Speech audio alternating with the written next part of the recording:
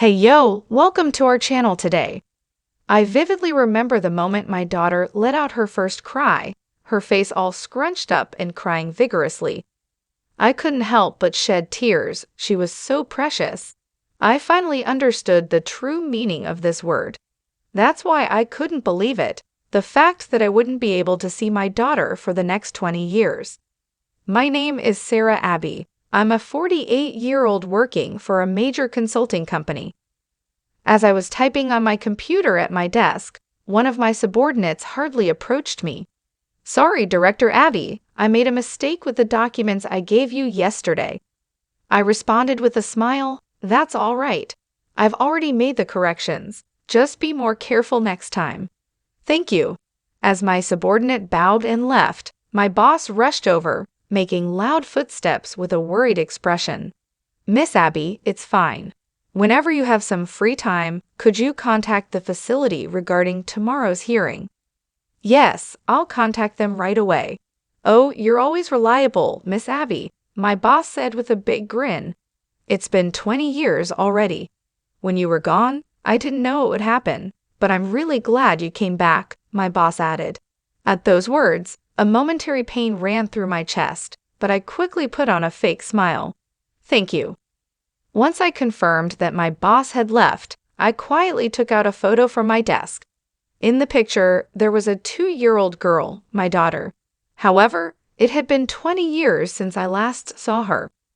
After graduating from college, I joined this company and was recognized for my diligence and accuracy in work. By my 3rd year with the company, I was even considered a candidate for a managerial position. However, I had a dilemma. My boyfriend, whom I had been dating since my university days, proposed to me and urged me to have a child soon. I loved my work, so even after giving birth, I intended to continue working and didn't want to give up on my career advancement. During that era, it was extremely rare for women to climb the corporate ladder. So I worked desperately hard to match my male colleagues who joined the company at the same time as me. My husband understood and promised to be fully involved in parenting. At the age of 26, I gave birth to my daughter Mary.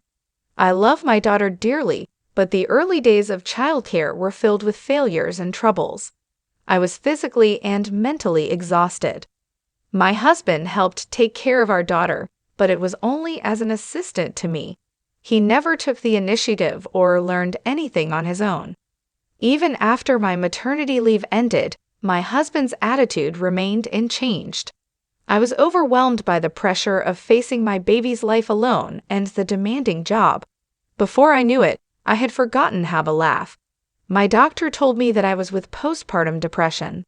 Being unable to connect with my daughter, and with the deteriorating relationship between my husband and me, we eventually decided to get a divorce after discussions involving both parents. I felt like a failure as a mother. Losing confidence, I voluntarily gave custody of our daughter to my husband. My daughter would be raised by my mother-in-law, who had tears in her eyes as she said to me, "We will take care of Mary with full responsibility, so rest assured and take a break." I had received multiple worried messages from my mother-in-law, but I didn't even have the capacity to reply or ask for help. "Please, mother-in-law," tears welled up as I felt my own helplessness. After receiving treatment at the hospital, I eventually returned to work and managed to fulfill my parental duties by paying child support every month with great difficulty. Mary is now 22 years old. Due to the guilt of not being able to be a normal mother, I haven't been able to see my daughter since the divorce. There has been no mention of visitation from my ex-husband. I'm home. After finishing working overtime, I returned to a dark house. While eating a hastily made dinner, I opened my computer and checked tomorrow's work. Tomorrow I have a visit scheduled to a nursing home. Our company mainly does consulting for welfare facilities, and this time we received a consulting request from a nursing home for management.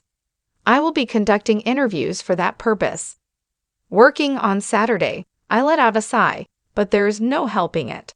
The only thing I can do for my daughter is to earn money and provide for her. The next day was sunny and clear. As I walked, feeling the pleasant spring breeze, I could see a facility surrounded by lush greenery.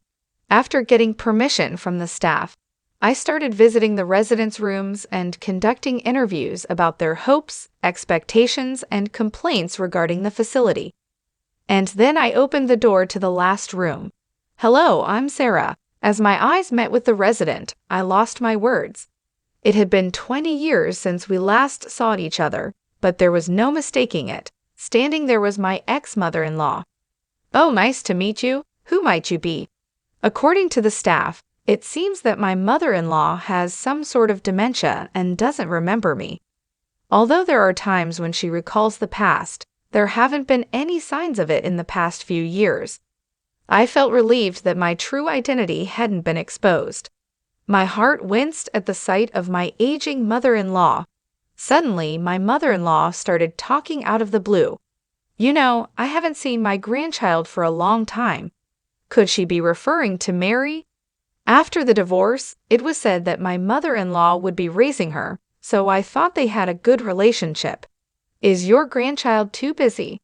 "Yes, that's right. She promised to come today." My mother-in-law let out a sad sigh. At that moment, the door to the room swung open, and the cheerful voice filled the air. "Hey, Grandma, good morning." With chestnut-colored natural hair and round dark brown eyes, even after the passage of time, there was a hint of familiarity, and I instantly knew who she was. It was Mary. Mary had light makeup on. Within her mature atmosphere, I still felt a touch of innocence. "Mary, you've grown so much. Has it been 20 years? "What? I came just last week. Don't forget." "Oh, really? Was it last week?" Mary chuckled awkwardly at her evasive mother-in-law and suddenly noticed my presence, causing her to panic.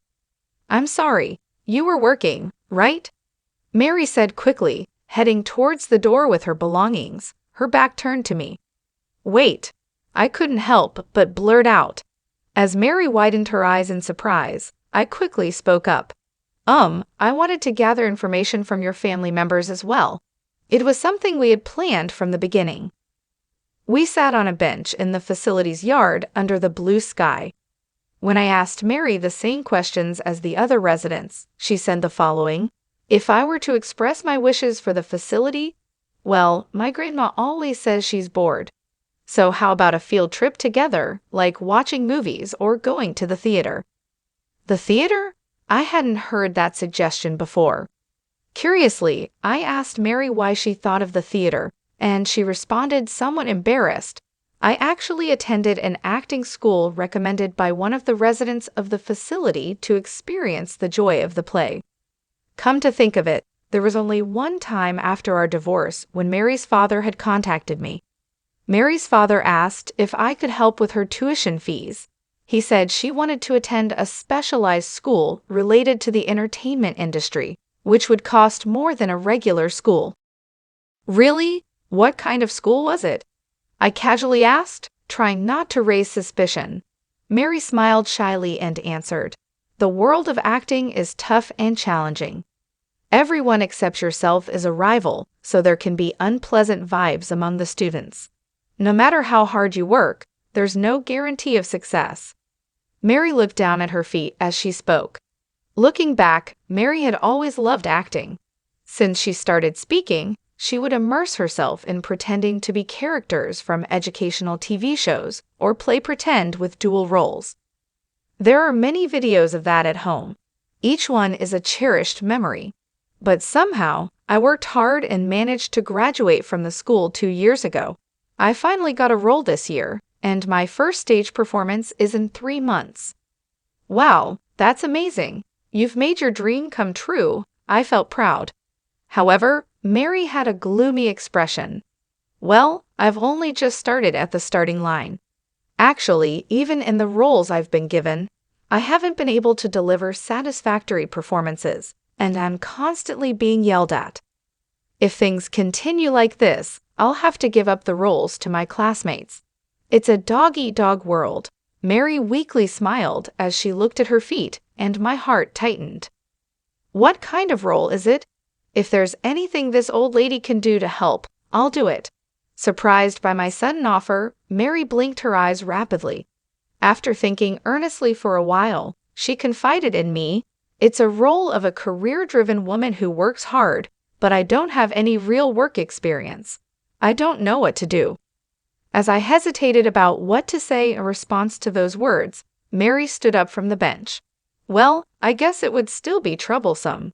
I'll think about it myself again," I said to Mary, who seemed apologetic. "Maybe I can be of help to you." I shared my own professional experience with Mary. It felt embarrassing, as if I were boasting about being an accomplished career-driven woman. However, Mary listened attentively to my story and took notes with a serious expression. "Thank you so much. It was very helpful, really," Mary said. "That's good to hear." Mary bowed politely to me and left, looking satisfied. I gazed at Mary's back as she grew distant. The daughter who used to fit in my arms, speaking in a childish voice, is now remarkably in person, striving towards her dreams. "You've grown up." I saw Mary off with teary eyes. I wanted to attend her upcoming stage performance, but considering the possibility of my ex-husband showing up, it would be difficult. If she were to find out that her estranged mother approached while hiding her true identity, she would surely feel uncomfortable. I didn't want to hurt Mary. Reluctantly, I decided to give up on watching the performance. The next date was the final day of the hearing. I headed to the facility with faint hope. Would Mary be there? Perhaps it wouldn't be today, right after what happened yesterday. When I arrived at the facility, I gently knocked on my mother-in-law's room door, and I heard the footsteps. "Miss Abby." Mary opened the door for me. She had a happy expression on her face and said to me, "The character development seems to be going well. There are many parts in the stories that I received yesterday that I can empathize with and successfully incorporate into myself, even though I have no real work experience." "That's good to hear. I wonder if I, an old lady like me, could be of help." Of course. Mary took out a piece of paper from her bag and handed it to me. It was a flyer for the theater performance. "Please come and see it," Mary said with a beaming smile. I felt tears welling up at the sight, and I lowered my head, fighting back the emotions. "Well then, I'll take off." Just as I turned my back to Mary and tried to open the door, my mother-in-law suddenly called my name. "Oh, isn't it Sarah?" My mother-in-law suddenly called my name. It wasn't her usual weak and feeble voice, but rather the lively voice of my mother-in-law from 20 years ago. "How are things going with my son? It must be tough with little Mary just being born." I remembered. Although my mother-in-law has dementia, the facility staff said that she occasionally remembers the past. However, that was supposed to be a few years ago. Seeing my surprised expression, my mother-in-law continued as if nothing had happened. "Oh, that's right. Sarah's excellent at her job, isn't she?" That's what my son said. "Mary, you're lucky to have such a wonderful mother." "Mother," my mother-in-law said it clearly to Mary. The room fell silent. My heart pounded intensely. I wanted to escape from this situation, close my eyes tightly, wishing for it. At that moment, I heard Mary's anxious voice. "Are you my mother?" I heard Mary's voice filled with anxiety. Suddenly, I felt a gentle impact on my back. When I turned around, Mary was hugging me tightly. "I wanted to see you, Mom," Mary said while tears streamed down her face.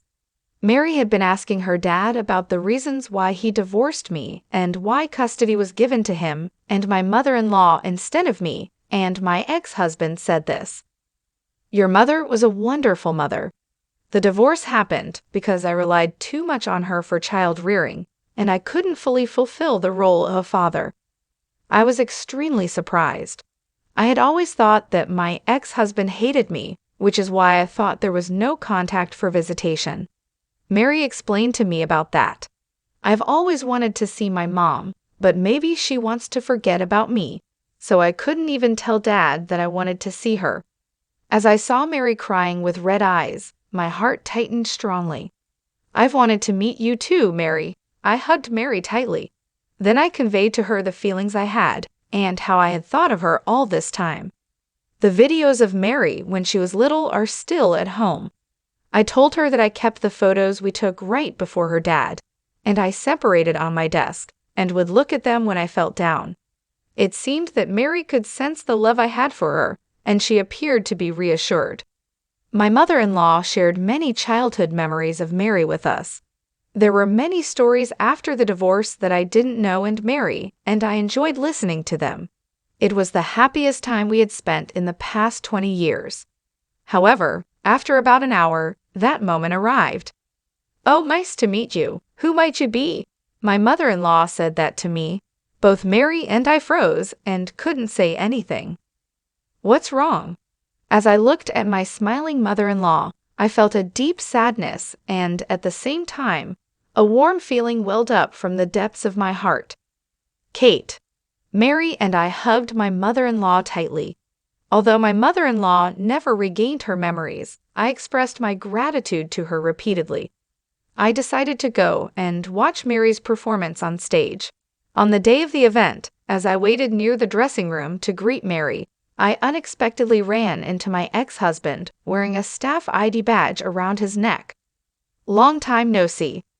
Yeah, my ex-husband seemed awkwardly avoidant. Although Mary had informed me about today's encounter, meeting face to face made both of us tense. I took a deep breath and spoke. "Thank you for raising Mary so well. It must have been tough." Upon hearing my words, my ex-husband quietly opened his mouth. "I'm sorry. I underestimated parenting. I couldn't share the struggles or study together. I was wrong." I was taken aback, but as I looked into my ex-husband's earnest gaze, a smile formed on my lips. "Thank you." The performance began. Following the lead, Mary appeared on stage as a career-driven woman named Emily. Emily was a young and talented female employee from Poor Gaze, and every movement conveyed her dedication to work and consideration for her superiors and younger colleagues. However, she was held back by a jealous colleague who didn't like her and surpassed by strong and resilient male colleagues. "You're a woman, so you don't have to be so ambitious," she recalled her boss's words and let out a deep sigh from under the covers. "After all, work belongs to men, right? It's more suitable for women to support them behind the scenes." She forced a smile and clenched her fist tightly, tears streaming down her face. Was all the effort I put in vain? Seeing Emily crying with frustration, I couldn't help but see myself in her, and tears swelled up in my eyes. I wasn't the only one. Women around my age were sniffing their noses and wiping their tears with handkerchiefs. They were deeply moved by Mary's performance. Afterward, Emily, played by Mary, stood up once again and grew into a person who put in multiple times more effort and gained the highest recognition within the company. The story then continued with the veteran actors playing the lead roles, featuring twists and turns in a profound performance, leading to an emotional ending. As the curtains fell, the audience stood up and applauded enthusiastically. I too stood up and continued applauding until my hands hurt, over and over again. 1 week has passed since then. I was waiting for someone at a coffee shop. The doorbell rang, and as the door opened, the chair across from me was pulled back. "Sorry to keep you waiting, Mom. I frequently keep in touch with Mary, and on weekends, we have tea like this." At that performance, Mary was recognized for her talent by the director of the theater company, and it was decided that she would continue to play the role of Emily. However, the daily rehearsals are tough, and there's no room for complacency. Recently, a new actress joined, and she's incredibly beautiful. Her acting skills are also amazing, and I might get surpassed by her in no time. Mary said with a giggle. "Don't worry. Before you get caught up, Mary, you'll improve even more, right?"